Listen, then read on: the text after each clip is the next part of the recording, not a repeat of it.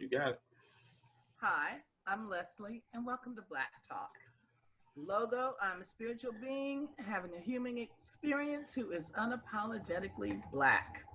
So, Andre and I want to sit here, talk to you for a little while, and we have to do this via Zoom because of this global pandemic that's going on. So, seems to me like a good thing to talk about right about now. I know everybody's talking about it, so maybe we can bring a little bit of a different spin. Andre did a video, and he was talking about someone who said that this was designed to kill Blacks. So, Absolutely. Andre, tell us a little bit about that. Okay, so I got a friend, and I did a show in regards to the conversation we had. So he calls me, and we're talking. We're having a normal conversation. Then out of the blue, I feel like it was, his paranoia kicked in, and he's, this whole thing is just a plot to get rid of all Black people, and kind of caught me off guard. It really did. I want to say it didn't, but it caught me off guard. And I said, "What do you mean, kill all Black people?" Like that just came totally out of left field with what we were talking about. But anyway, asking around, a lot of people feel that way. A lot of people feel that way, and that's just kind of where it came from.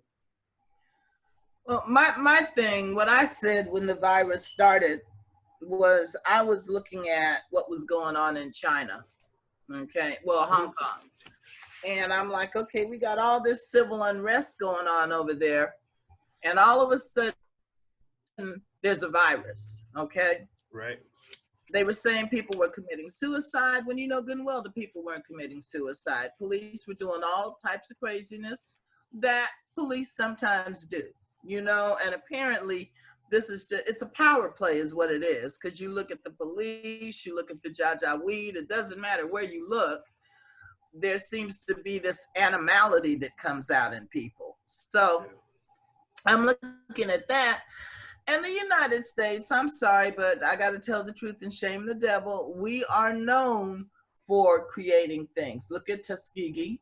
Do you know what I mean? So, and I'm one of these people who believe that we have something to do with AIDS in Africa. Okay, so to me, I was like, okay, this timing is just a little bit much.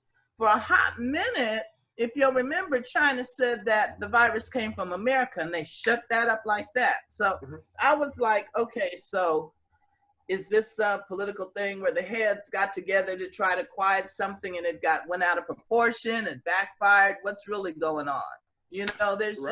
There's so many elements to this thing. It's very interesting because I've been watching from a natural and a spiritual perspective. So I'm just like, what's really going on?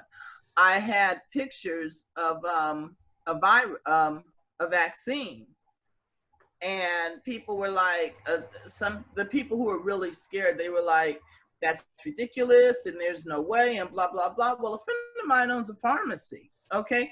She's the one who sent me the pictures. I believe her instead of the media, I have people who drive for FedEx, and they're like, oh no, I'm taking the vaccine out to the VA hospital. So I know that this vaccine exists or something exists, do you know? And so I'm just looking at it and I'm like, well, what's really going on? Then when the president made this statement, I'm really concerned about what's going on in the Black community. Well, I'm sorry, but I think that's really, I have an issue with that. But as soon as he said it, my first thought was, oh, we must be dying. For him to say that, I bet they're going to say we're dying. And what did they say? People are dying in the Black community. It's because that we can't get the health that we need. But the truth of the matter is, no, folks got Medicaid. Folks go to the doctor. It's because we don't know how to eat. Most of the folks I know, when they make their greens and stuff, they use smoked turkey. Do you know what I mean? So we're not these people running around who we're just ignorant and don't know how to take care of ourselves. So I'm like, I'm just watching. I'm like, what's really going on? Because it wouldn't be the first time, you know? Right. And I'm with you. I mean, I was one of the people that, you know, there's the thing where, you know, people go into situations with painted perceptions of individuals. The president got a lot of flack when he was using the words Chinese disease or Chinese disorder, and everybody jumped on his case. But the reality of that conversation was they were trying to put that on America. And if you look at what they're doing now in China to Africans, they're trying to make it as if the Africans are the cause of the, you know, the disease.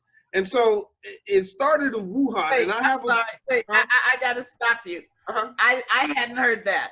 Oh yeah. So help me with that. Oh yeah, absolutely. They're banning them from staying in places. McDonald's. There was a McDonald's with a sign on the door. If I can find it, I'll try to put it up. But it was basically saying you can't come in. Africans can't come in to the restaurant, and that McDonald's eventually closed there in China. But there was also the book that I was reading a little bit about, and I'll be honest, I was just reading the part about this pandemic or the flu, but this was like in the 80s, and it was in regards to it happening in Wuhan.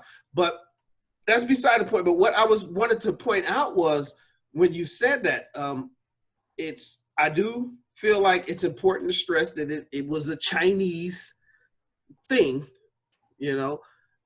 It's not to do with Americans or African Americans or African Americans. It's a Chinese disorder, because I think that it's kind of being pushed onto us on one hand, and then if we're the most people who are affected, who are dying from it, well, I think that actually comes from, in the initial beginning, people felt like Black people couldn't get it, and that was a thing.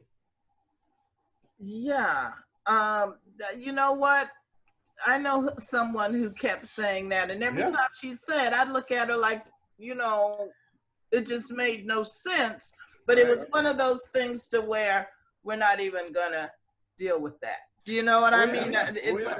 But the bottom line is, of course, Black people can get it. Now, what I said, one of the things with this is hitting so many Black people is, well,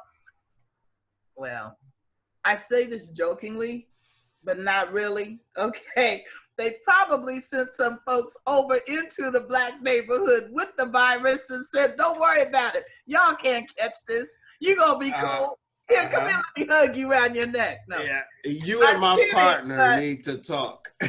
Yeah, you know, I'm kidding, but hey. Yeah. But no, you know, it's funny because you mentioned Africa. Mm-hmm. And I'm going to flip the script a little bit, because my thing is theologian. Okay. So, and so many people that I did, well, I mean, I just left seminary, do you know? Mm-hmm. So I know all of these theologians, and it was so interesting, the fear. I mean, I had to like really back off of Facebook, because it's like, where is God in this? It was amazing the things that people would say. What really got me was one young woman called the first pastor to stand up and keep his church open. A name that, and I told you what the name was. I guess I won't say it here, but I never even heard anyone call that before, you know? And the bottom line is, instead of, and I posted on Facebook, you know, instead of saying all of these negative things about people who are really just taking a spiritual stand, how about you pray for them instead of curse them? The cities, I mean, the things that they were saying were just way in left field, you know? And I think that's good you put it that way. All they're doing is taking a spiritual stance. I've never heard, and I haven't heard it sort of articulated in that way. And I think that's a lot more, you can digest that a little bit more, and it makes you check if you feel any other kind of way about that person, if that's all they're doing there, as taking a spiritual stance, and this is how you feel about them. Yeah. Well, and what I said too, there's one young woman that I just truly love, and she's been so worried about me from the beginning with this, right? Well, you know, I got to go to work, and bottom line is, I'm just not worried about it. Of course, I wash my hands, and I even, for the sake of others, I've started wearing a face mask. But I am of my theology. Okay, I am of the group of people who believe that we are covered by the blood of the Lamb. Now, we need wisdom. Okay, I'm not going to just go out and say, come on, cough in my face. That's not going to happen. But I believe God hasn't given us a spirit of fear. So I'm not fearing this. The truth of the matter is I'm looking at this like a plague. You mentioned Africa. You do know that Africa, Asia, and the Middle East are having a problem with locusts that's been going on for a while. Australia is on fire, and they can't. I thought the fires had ended. I just found out it's still burning. Okay, we've got earthquakes going on. I have this app on my phone that tells you whenever you have an earthquake. We have earthquakes from California to Utah, Georgia. My friends in Georgia, they're dealing with tornadoes. So I'm like, okay, people. And the floods, don't forget the floods in the Midwest, you know? So we got floods. We got a global pandemic. We've got fires. We've got earthquakes, tornado. I mean, it would seem to me like somebody would stop and say, well, wait a minute. Maybe there's a message in all of this. Do you know what I mean? But it's like, when I bring that up, people are like, I'm just talking foolishness, you know? Well, the majority of educated people, okay? And when I say educated people, I mean theologians. It's very interesting the way people think that God's not going to hold us accountable. And those of us who think he is, we're kind of on the foolish spectrum, you know? And you can't call me foolish because I have the same degree that you do. So, you know what I mean? It just, yeah, but I'm like, and there's a lot of us that feel that way, but the majority of people, I'm telling you, I had to get off Facebook. It was so disheartening to me to see people who are pastors and things, okay? These are the ones that are going to run the church. And for them, it's all right to close the church first, but you can stand in line at the grocery store. Do you know what I mean?